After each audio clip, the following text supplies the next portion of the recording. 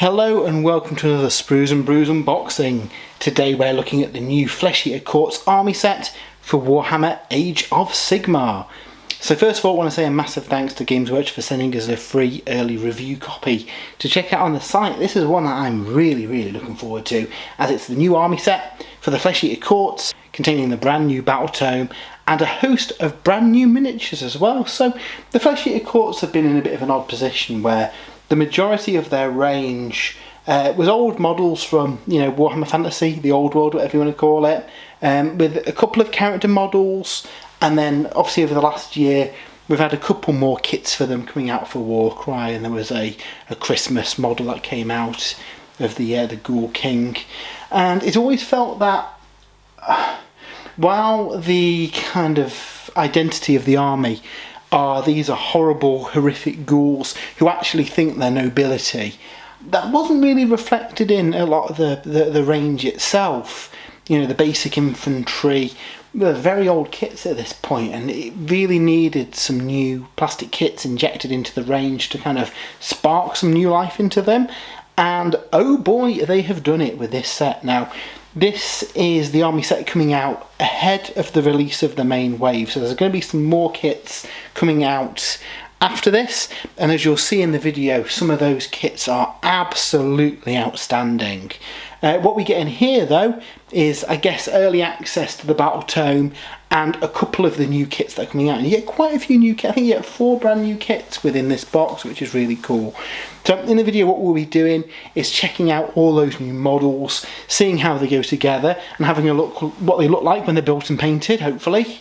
And we'll also be going through the Battletome and doing a full review and deep dive into seeing, how the Flesh Eaters Courts play now and some of their new mechanics and abilities, as well as of course going through all the Warscrolls and seeing what they all do in game. But yeah, from what I've seen so far, this is really cool. Obviously we'll see in a bit more depth as we go through, but I think this is going to make a lot of players very happy, myself included. I've got a little Flesh Eaters contingent that's going to get expanded out into a full army with this box. So if we flip it over, and apologies, this box is very glossy, so you'll probably see the lights and stuff on here.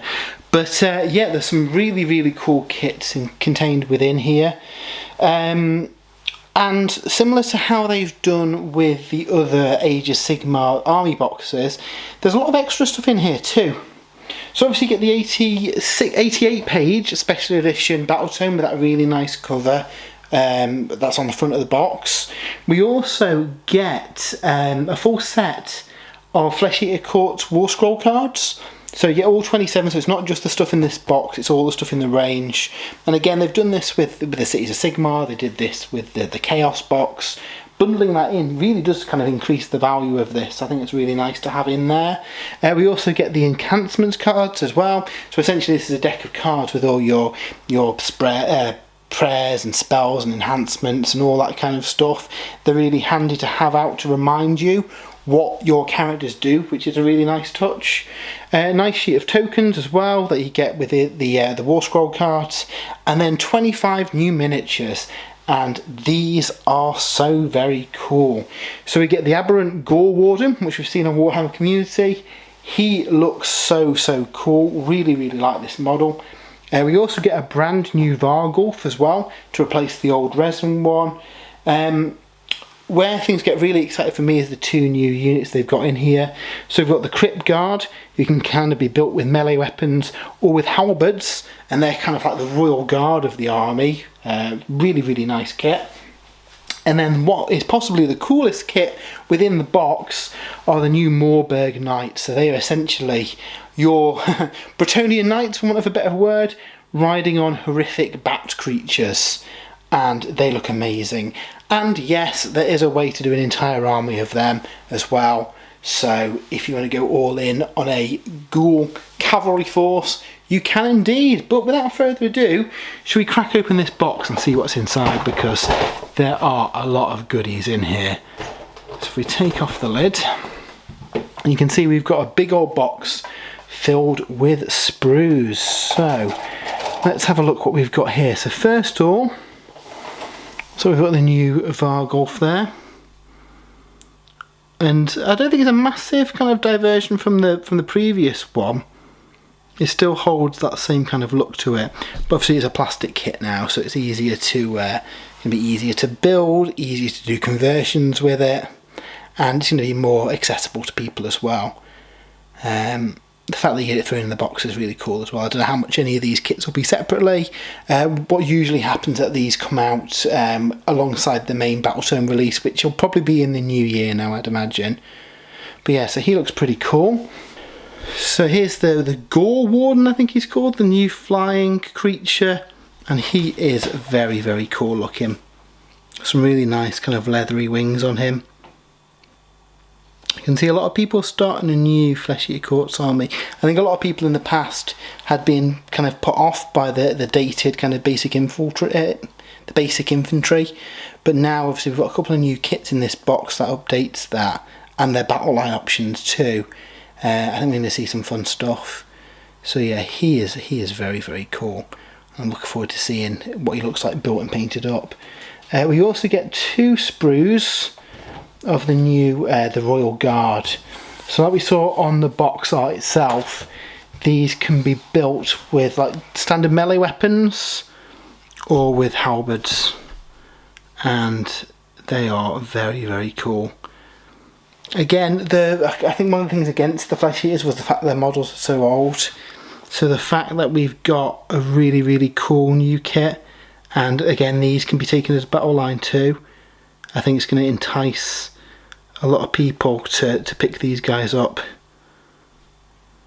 Some really nice heads on there.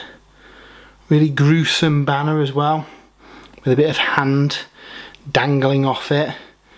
Obviously these guys think they're noble, you know, knights and lords and stuff, but in reality they're just horrific creatures that are eating human flesh.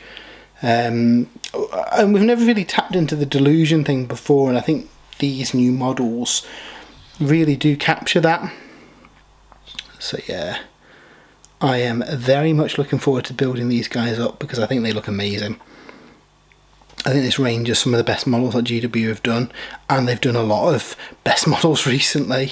Obviously the Cities of Sigmar range was really cool, but you know, I'm guessing these guys are probably going to be the last army release for the 3rd edition of the game. So yeah, where do we go next is the question. So yeah, we get 2 frames of them, which is enough to build 20 or 2 units of 10.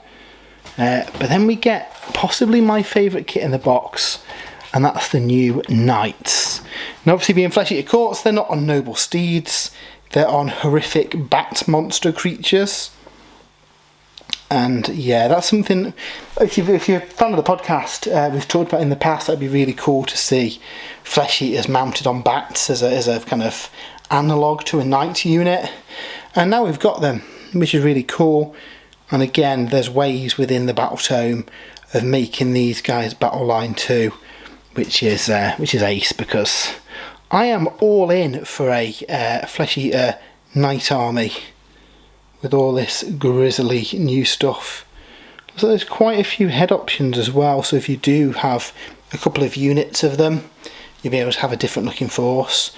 I've seen a little bit, we'll look at the assembly instructions and see how these guys go together. But yeah, this is exciting. You get all your command options on there too. So yeah, really, really ace looking kit. Now that's not everything that's in the box, of course, because we get a load of goodies in here. Obviously we've got the Battletome itself, we'll be looking at in more detail in a little bit in the video. Within the sides we have got the Warscroll cards. So again, these are the same format as, you know, what you get as standalone releases from Games Workshop. So you've got all your tokens for stuff, and then your actual cards with the unit stats on as well. So again, we'll look at this in more detail when we go through the Battletome with the stats. I really like this art as well, where we see what the Lord thinks he looks like, and then what he actually looks like too. I think that's quite a nice touch. Likewise, we also have the enhancement cards in here too, and these are a similar format where they show all your kind of grand courts that you can have, all your noble deed rules. It looks really, really good, because you've got a lot of the kind of army rules in here, so you don't necessarily need to have your Battletome out on the battlefield. You can leave these down as reminders, Really, really like that. Especially that they've got the kind of like army abilities in here as well. I think that's a really nice touch and something that I'd like to see more in these kind of sets going forward. But before we jump up and have a look at the Battletome, we'll have a quick look at the assembly instructions and see how these guys go together. So some of these are going to have some optional builds and parts on them. So I'd always recommend having a nosy through the Battletome first and just make sure you know how you want to build the units. The unit might be worth building a unit of just melee weapons and a unit of halberds for your guard, but again, you want to have a look through the Battletome and just see that. This guy looks potentially a bit fiddly with his big wings, but it doesn't look like a bad build, to be honest. Likewise with the Vargulf as well. Looks like he's a similar kind of size to the old one. I'm interested in seeing how he kind of scales up to that. He looks a bit more feral and vicious looking, which is cool. We've then got the Crypt Guard. And again, we've got a choice of weapon options on these as well, and you've got full command options too. So you can easily build a unit armed with each different weapon variation within the same box, which is nice. What's also cool as well is that your drummer has got a couple of different options on him too. So yeah, they look really, really cool. I'm really looking forward to getting them built and painted up. But then we come to the star attraction, which is the Moorburg Knights. And again, looks like we've got 5 different head options, and then quite a few different head options for the riders too, so we can have some varied looking units. It looks like the actual creatures themselves are all the same build, but you've got some variation on the guys on top. You've got a full command, but you can also build each one of them without the command options too. And they just look so cool. Really looking forward to getting some painting them. So yeah, let's look at the contents of the army box. What we're going to do now is have a look at the Battletome and see what has changed for the army. So let's have a look inside the Battletome itself to see what has changed. And I've got to say, I really enjoyed reading this one. Flesh Eaters Battletome is one of the few armies I've not done in the past, so while I was aware of the lore, you know, I wasn't as maybe thorough knowledge as some other armies. So I don't know what they've kind of added here. There's a lot here from the era of the beast though, which is really cool. So essentially we learn around who the Flesh Eaters Battletome are and their new Mortarch. Obviously we've got a model for in the range. And yeah, this guy, the Mortarch of Delusion, Usharan, essentially was like a paladin for Nagash. He was going out doing kind of quests for him, very mighty, and then one day a kind of adventure went awry and he came back very paranoid and delusional and absolutely insane. In order to try and cure this, Nagash imprisons him in this cage. Now some whisper that this cage was actually doing kind of more adverse effects to him. But yeah, the idea was that he'd be held in this and that would recover his sanity. Now unfortunately Sigmar intervened and that kind of destroyed the device, and whatever kind of fragments of sanity that Usharan had were completely gone and the guy was absolutely insane. So he full well believed that he was this mighty king with all these followers around him, and this delusion spread to his followers too. So during the era of the beast, we learn that Ossiarch Bone Reapers have kind of like held the kind of citadel where he lives and his followers, keeping Usharan at bay. Unfortunately, when Ilariel's life spell went off, that kind of destroyed this Bone Reaper defence around it, allowing him to get out. And then the Flesh Eaters Battletome themselves, because they're not truly undead, they're actually, you know, they're human really, eating kind of corpses and stuff, they're more cannibals. The spell of life from Ilariel actually kind of imbued them with a bit of power, which has caused the Flesh Eaters Battletome to get more powerful over the kind of era of the beast. We also learned that Neferata is infecting people within the Free Cities with the blood of Usharan as well. So in the Dawnbringer campaign, we learn that there's, you know, people who are looking for the Summer King, and there's these various people within the cities and the Dawnbringer Crusades who are kind of like turning towards him as a saviour. So it seems that that was an intentional ploy by the forces of death to infect people with this blood, which will eventually turn them into ghouls, and they'll join his force. So yeah, really, really cool to see how this ties in. Obviously, I think we've got another Dawnbringer book coming following this book, so it'll be interesting to see how kind of Usharan and the Flesh Eater courts play into that, because leading up through the book so far, you know, it's been a pretty big thread leading towards the Flesh Eaters. So yeah, really, really enjoyed reading the lore in this one. It was nice to sink my teeth into, no pun intended. And obviously we've got a lot of new character types in here as well, so learning about them. It's one of the factions that really suffered from having you know, a range of mostly old Warhammer Fantasy models. So they've taken the kind of opportunity to add, you know, lots of new stuff.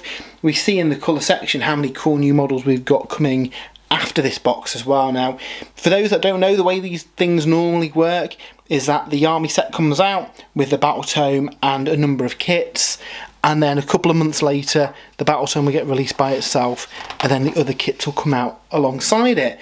One of those kits is Usharan, the Mortarch of Delusion. He is absolutely amazing looking. Can't wait to see him on the battlefield. I'm really excited to get one painted up.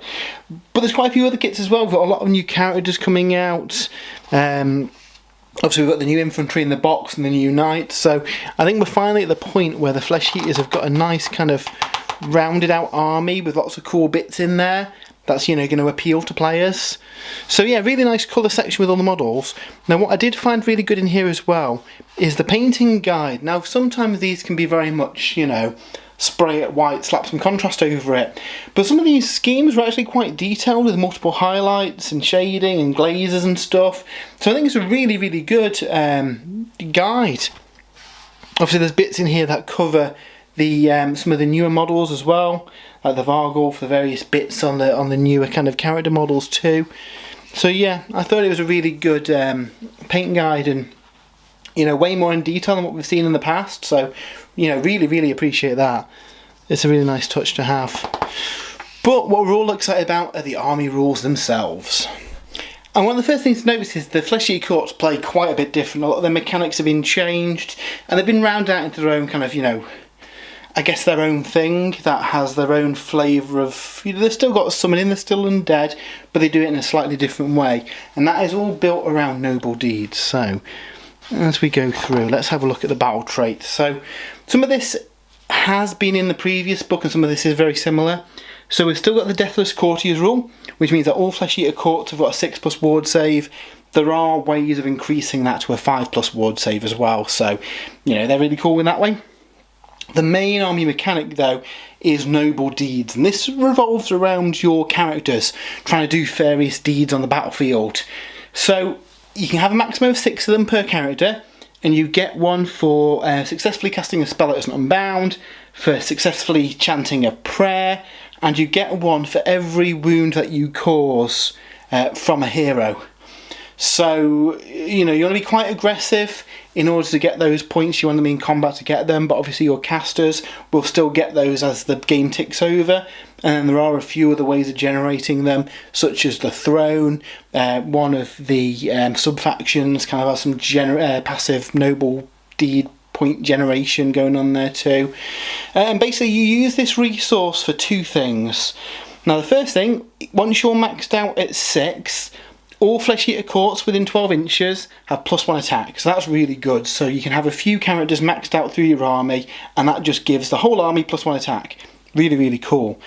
Now the other thing that you can do with those noble deed points, however, though, is summoning.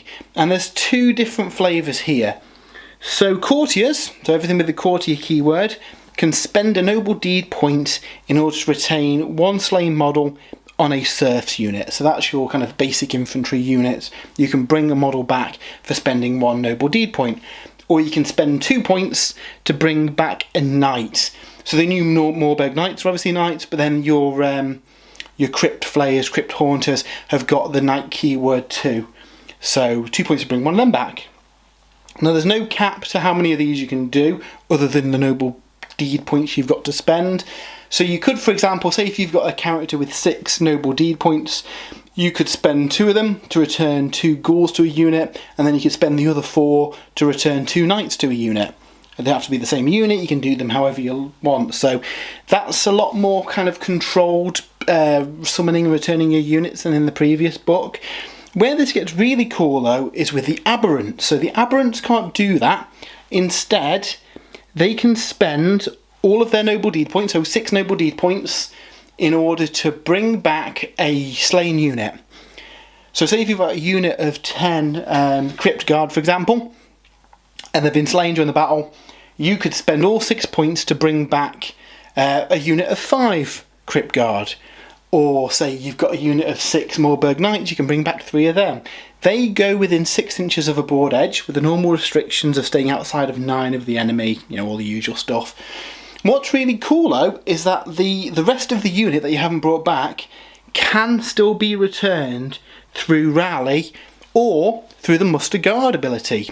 So if you had a Aberrant and a Courtier near each other, and we'll use the example of a unit of 6 Moorburg Knights because that's quite an expensive unit, you could use the Aberrant ability to bring back 3 of them, and then the Courtier could spend 6 points to bring back the other 3 models. So that's really, really cool. Each unit can only be brought back from the dead once, but that means you can be quite aggressive in the first couple of turns, sending you guys forward.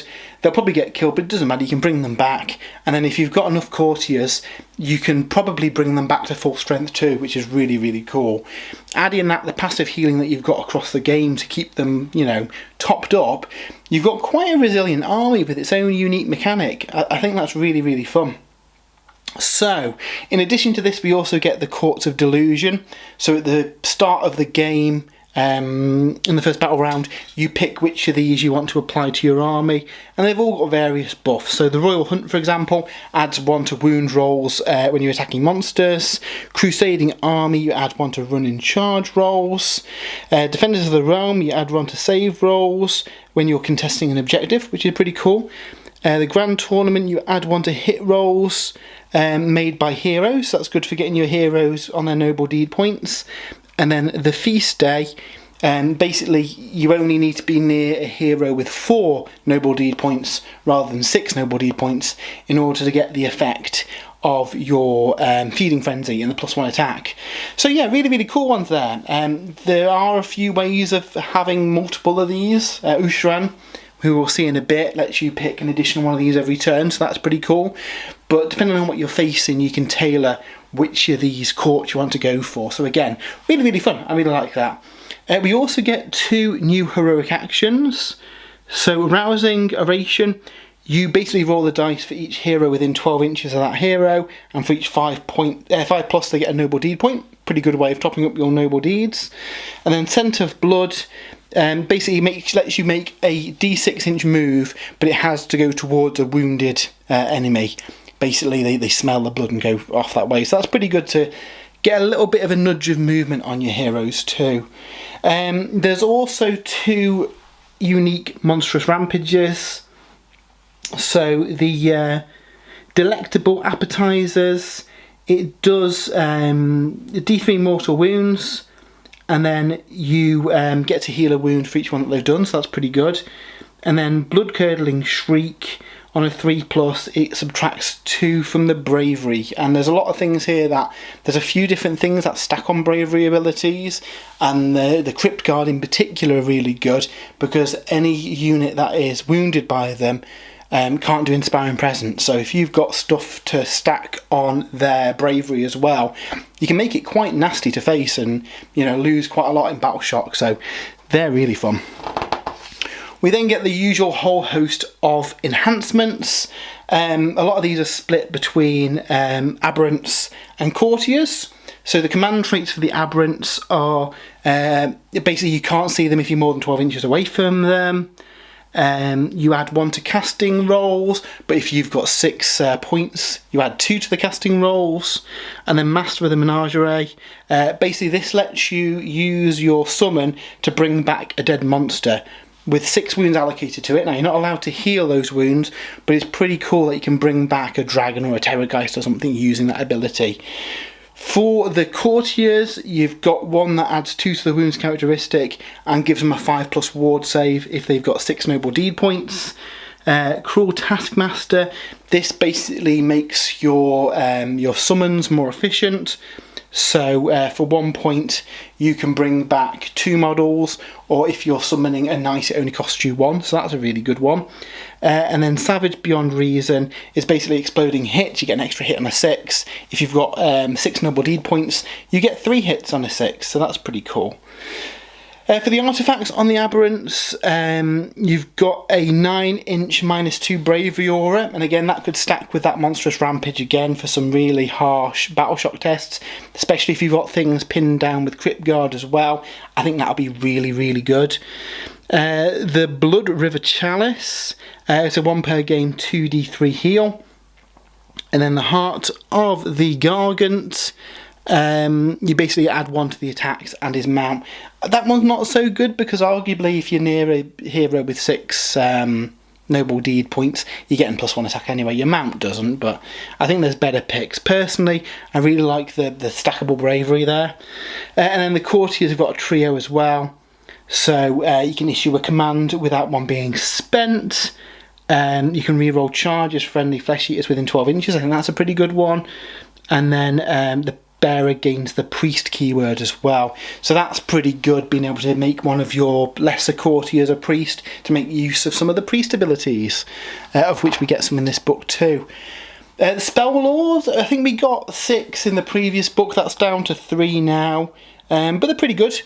So Miasmal Shroud works kind of like it used to. You roll 6 dice and you're looking for doubles, trebles and quads. If it goes off on a 10+, you roll 8 dice instead. And basically if you roll a double it causes a mortal wound, if you roll a treble it's -1 to hit, and if you roll a quad it's -1 to wound as well. So yeah, that's pretty good. It's a bit swingy, but obviously if you manage to get that quad, that's pretty good with all those stacking abilities on them. Deranged Transformation's pretty good. It adds 2 to a unit's move and also adds 1 to wound rolls as well. If it goes off on a 10, you can give that to 3 different units as well, so you can have your units going fast and potentially hitting quite hard in combat too. And then Crimson Victuals, basically you pick an enemy unit and a friendly unit, you do d3 wounds to that unit, and then for each wound that you cause, you return a slayed model. It only works on your units with 1 wound, so your ghouls, your Crypt Guard. But again, it's a pretty good way of healing them up. And again, if it goes off on a 10, you do 2d3 mortal wounds instead. So pretty good spell. We also get some prayers because we have got a priest in the book and ways of making characters priests. So bless this meal, you pick an enemy unit, and each time a model is slain, you heal 1 wound to a friendly flesh eater's corpse within 6 inches. So if you think you're going to go into something and smash it, you could use that as a bank of healing, which is pretty good.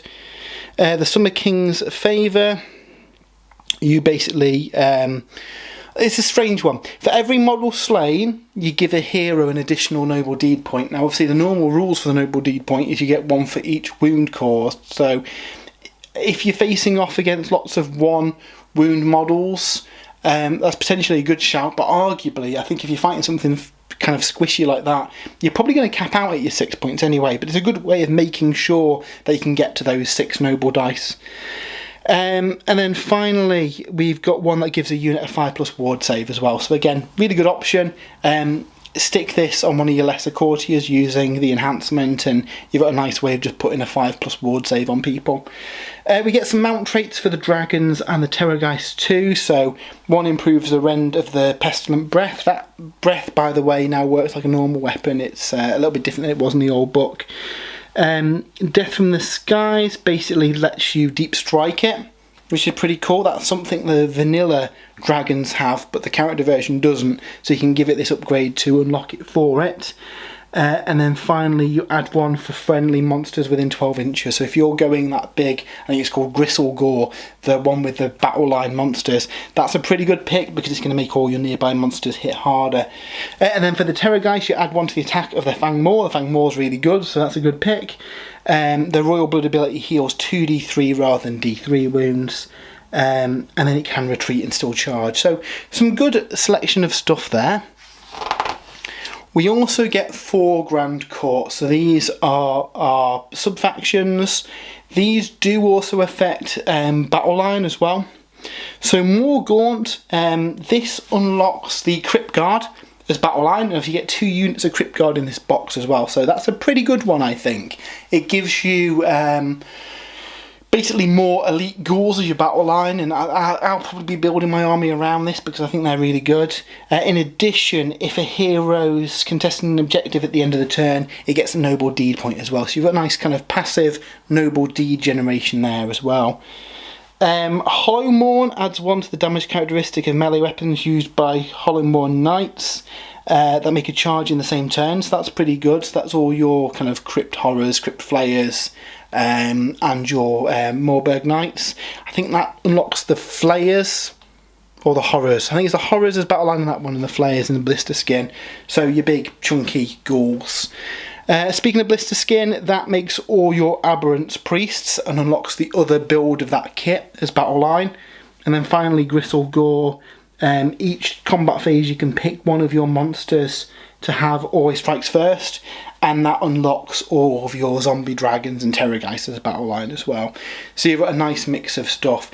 There is another conditional battle line thing in there. If you take the Gore Warden, which is the winged guy in the box, he unlocks the new Moorburg Knights as battle line too. So there's lots of variety. You can easily build a Flesh Eaters Courts army now without taking those old ghouls if you don't want to, because I know a lot of people aren't too fussed on those models anymore. So, you know, it's nice that they've given you the options to unlock all that.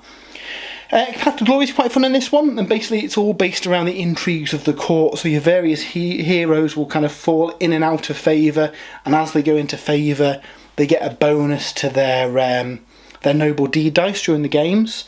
In addition to this, in the lore we learn that Neferata's corrupting other cities throughout the realms with the blood of Usharan, and this growing delusion mechanic in this kind of plays on that, where there's a chance you roll for each enemy territory and there's a chance that it's been infected, and if they are, you can basically use their peoples from their cities to heal any wounded units, to make bringing new units kind of add to your roster cost cheaper.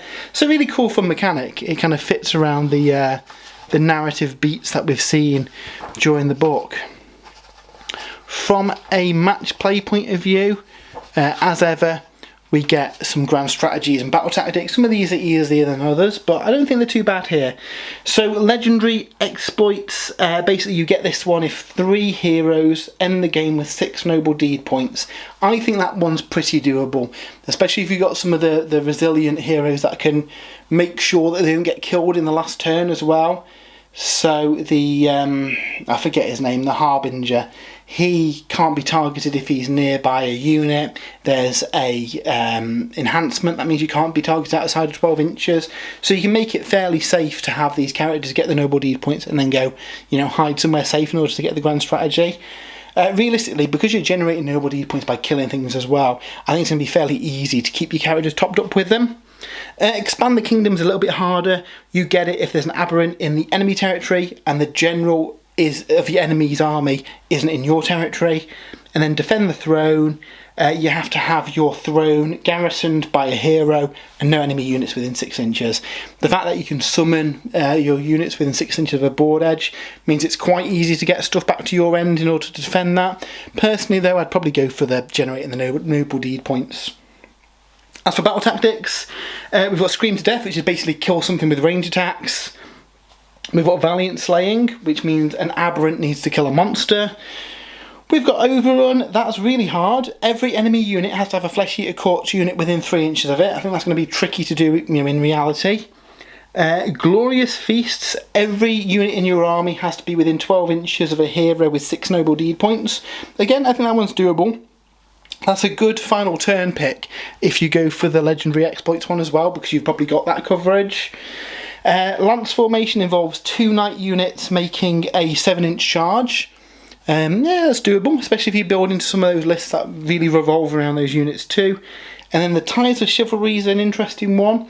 you've got to take an objective off the opponent and have a serfs unit, a knights unit and a courtier nearby it. So that one's a little bit tricky with positioning, but again, you're probably going to have those units kind of close to each other anyway, so I think that's another fun one.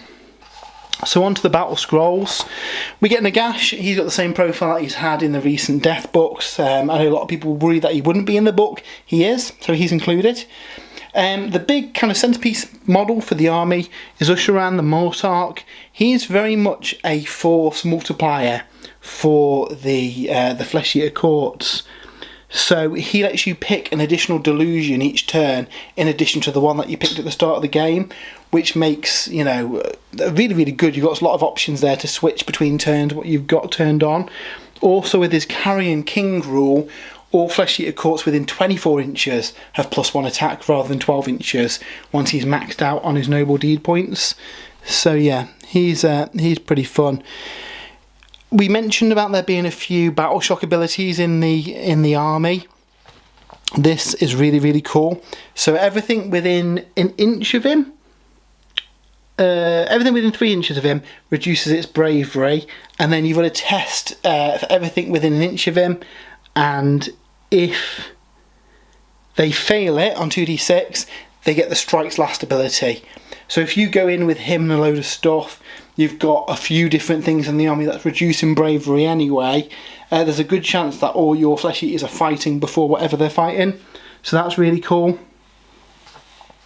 And then he's got an attack that basically picks an enemy model and it makes them make an attack on a friendly nearby model. So if you've got a big, you know, decent character standing next to a unit, and they've got their positioning out a little bit, you could, for example, get Archaon to attack one of his own units. People are probably wise up on that and make sure they're far away from each other, but you might catch out people with that one, which is pretty cool.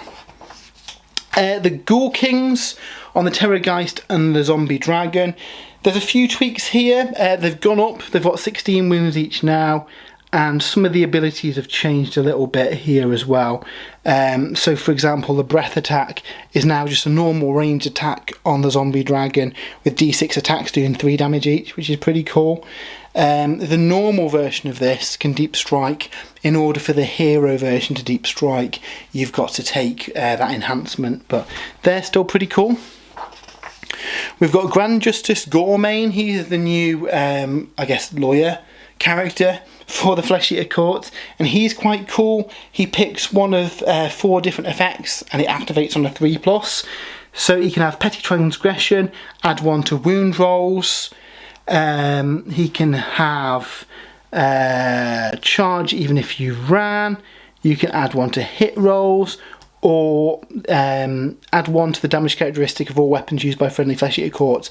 That final one can only affect a unit that's killed an aberrant though, so that's a little bit more specialist, but it's pretty good. 3+ is pretty good chance of getting those abilities off. He doesn't have any spells or anything, but he is an aberrant, so you can use him for bringing back dead units. We then get the Gore Warden. He's really cool, comes in the army set, and he is all about the Moorburg Knights. So basically he can deep strike with them essentially, and then he's got a spell where that he can remove them from the board and place him and that unit outside of 9 inches of an enemy unit. So he's quite cool with a big unit of those knights, teleporting around the battlefield, you know, pushing threats on places. He is an aberrant as well, so if they do get killed, he can bring them back with 6 noble deed points, which is pretty cool. The Archregent's changed a little bit as well. So he can heal up some units in the hero phase, so he can bring back 3 serf models or a knight model. And speaking of knights, he combos quite well with the Gore Warden, because his spell lets a unit that's been set up on the battlefield move d6 inches. So you can use the aberrant Gore Warden to teleport a unit over and then use the spell from the Archregent to then move them d6 inches, making a more reliable charge possible. And there's a lot of this that we see in this book. I think you're probably going to want to max out on characters. It's important for your noble deed points, but it also, they kind of lean into each other, and there's quite a few, you know, shenanigans you can do with them. So I think that's really, really fun. So the Aberrant Ghoul King is now somewhat of a character assassin. I think his damage has gone up as weapons. He now gets 5 attacks rather than 7, but they do 2 damage each. And he can choose to basically duel a hero, which then makes him damage 3, but he can only target that hero. So he's pretty cool. Again, he's going to be chewing through characters, trying to generate his noble deed points. He's only rend 1, but you know, get a few couple of lucky hits through on a support hero or something, and this guy could be quite dangerous, I think.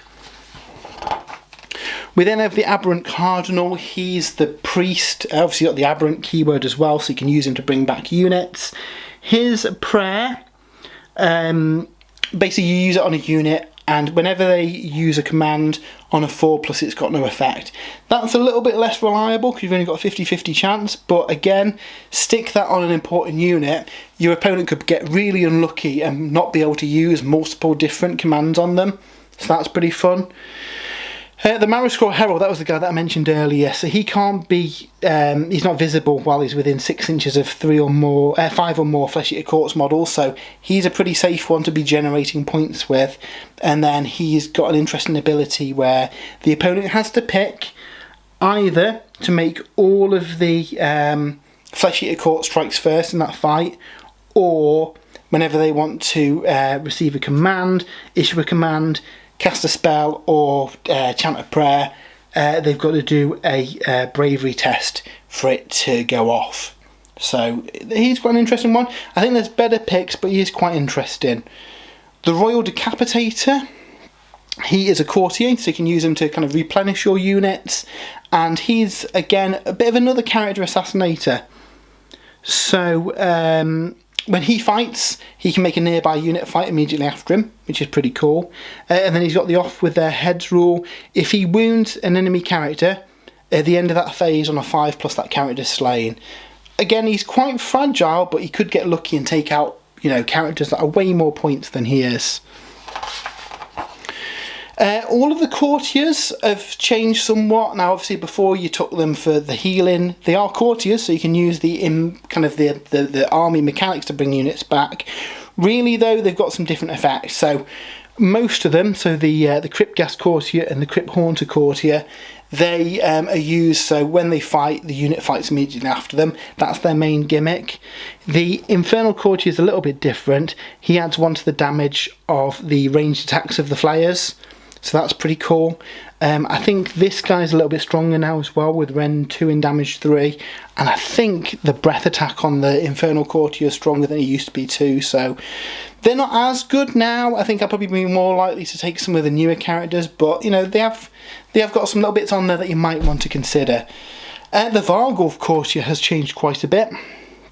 He, I think his attack profile's changed a little bit. He's doing quite a lot of damage. He now adds 2 to the attack's characteristic if he's targeting a unit with 1 or 2 wounds. I think there was more conditions to that earlier, but you're talking like 7 attacks on his first weapon and 3 attacks on his Rend 2 damage 3 claws if he's fighting a unit with 1 or 2 wounds, so that's really, really good. Again, he's going to be an absolute beast at generating noble deed points, and as a courtier, you can then use him to replenish your units.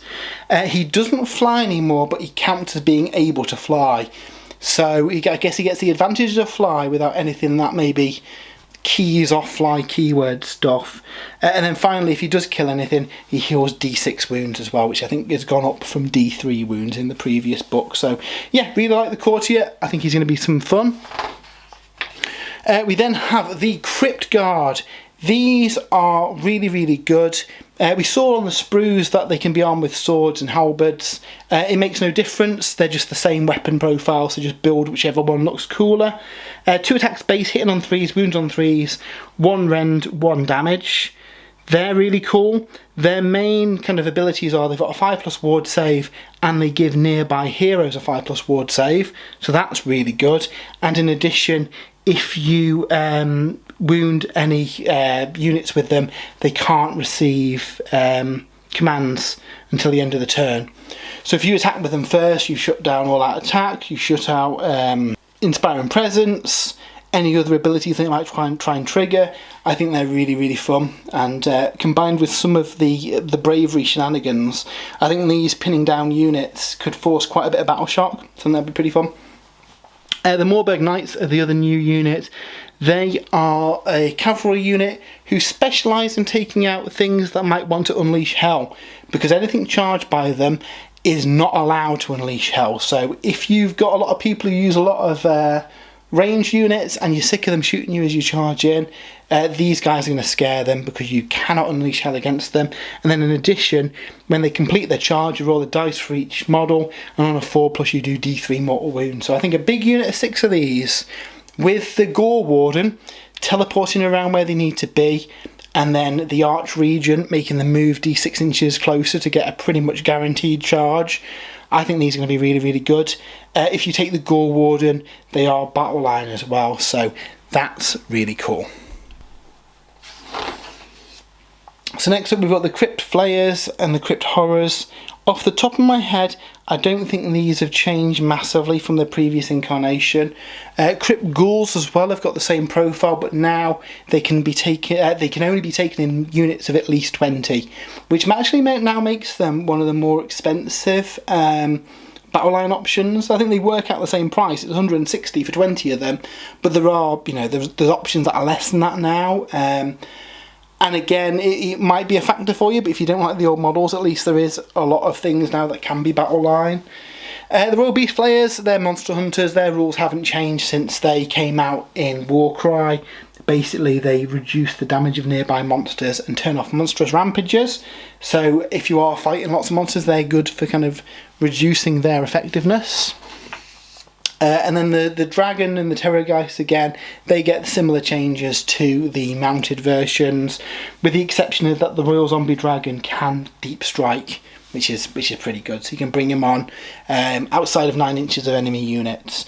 What I will say is that the Underworld's warband, I forget what they're called, Duke something or other, they are not in this book. They've been removed. So I know there was some discussion on units that have been taken out of the book. Yep, it's the Underworld's warband. They're no longer on here, and I believe that's because you can't buy the models anymore. On to the Endless Spells. We see a couple of tweaks here. So the Cadaverous Barricade now means that you can't run or retreat if you're within 3 inches of it, which is really good. So you can use that to pin units in place and they can't escape combat. So that's pretty good. It's the same points as well, even though it's got that kind of buff on it. The Chalice, I don't believe it moved previously, where now it flies and moves 8 inches a turn. Otherwise, it's got the same rules. And then the Corpse Mare Stampede is exactly the same, and I think it's actually gone up some points as well, which I don't know why. So not massive changes on them, but in the case of these two, we do get some buffs.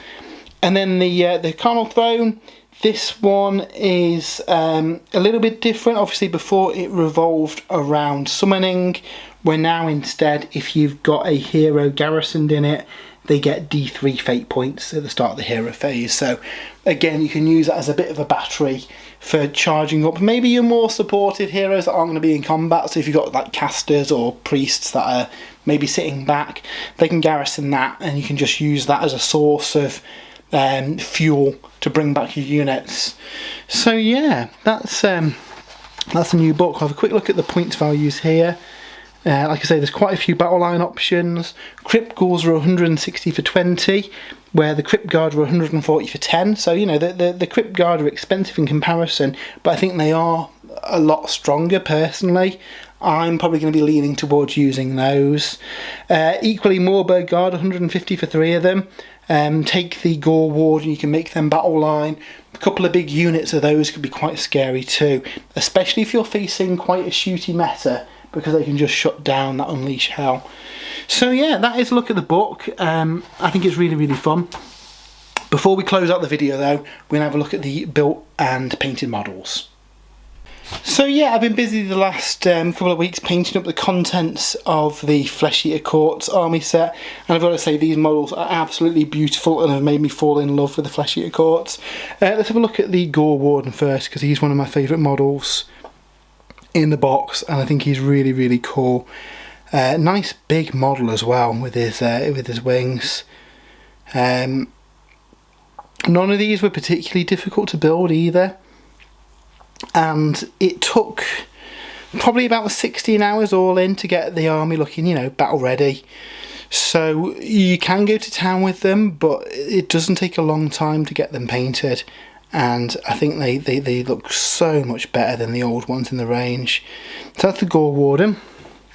We'll have a look at the new Vorgalf Courtier. So he's a bit smaller than the old resin one, but he's got his own character. He obviously looks more like a ghoul now than a vampire. I know technically they're vampiric, aren't they? But it fits the identity of the Flesh Eater courts more. And again, really, really nice model that didn't take too long to paint up. Obviously, you could go to you know, more detail than I've put on here, and I'll probably go and add some more stuff to them later on. But I wanted to get these guys ready for the battlefield so I could show them off for the video. But yeah, really, really nice model there. We then have the Moorburg Knights. So this is the cavalry unit, and again, they just look so weird. I love the concept of these essentially being Pegasus Knights, but you know, grisly, horrific undead ones. You get the option of building a full command, but you can also just build them with lances too. I'm probably going to add another 3 models to this unit because I think they're really good. Especially if you use them in conjunction with that Gore Warden and the Arch Revenant. So yeah, he's really cool. And then finally you've got the Commander one of them, and his bat has like a skull on his head. So yeah, really, really nice models. As for the Crypt Guard, I've built a unit with the halberds and a unit with the kind of close combat weapons. From a game terms point of view, it makes no difference. They both count as the same weapons, but I thought by building a unit of each, it gives me a bit of variety on the battlefield. And these are really nice models. Way nicer than the old ghouls, so I think just because there is a way of making these battle line, my army's probably going to revolve around these. And for people who do that, it might not be a bad idea picking up 2 of these boxes. You know, if you want the basic infantry and the cavalry, it's certainly an option. But yeah, they're really, really nice models. There's the squad leader as well. And yeah, they look really cool. Have a quick look at some of the close combat weapon armed ones. There's a nice mix of there's, I think, about half of them are female and half of them are male as well, and you've got a load of head options. What I will say, the instructions of these are wrong. The heads that they've got on the instructions don't actually relate to the correct body. So the best thing to do is work out if it's got essentially they've got 2 different connectors. The male heads have got a triangle shaped connector on the head, where the female head's got like a round connector. That's the best way to identify which head's which, because if you follow the instructions, you're going to end up with heads that don't fit properly. There's also a couple of pieces on this one as well where it gives you the wrong part, and I had to kind of pull it apart and get the correct one on. Obviously once I built the first unit I knew, but if you're just doing this blind and following the instructions, you might fall into the same trap that I did. Bar that niggle though, they were nice and easy to build, and I had great fun painting these up. So yeah, that is a look at the new Flesh Eater Courts army set from Games Workshop. Again, a massive thanks to Games Workshop for sending us a free early review copy to have a look at. I've done a full deep depth write-up over on the website spruesandbrews.com. I think it's about 5,000 words long, where I go into more detail on what the different enhancements do and have a rundown of all the units. So if you are interested in learning how the army plays, give that a check over on the website. If you do want to support the site as well, we do have an affiliate link to Element Games in the description. If you order anything through that, we get a bit of a kickback that helps support the site. If you have enjoyed this video as well, why not give us a follow? Subscribing to the channel is a massive help, as is liking the video and commenting below. It gets the algorithm running, pushing this to as many people as possible, and really enjoyed doing this one, so I hope a lot of people get to see this. But yeah, until next time, have a great time, and we'll see you soon.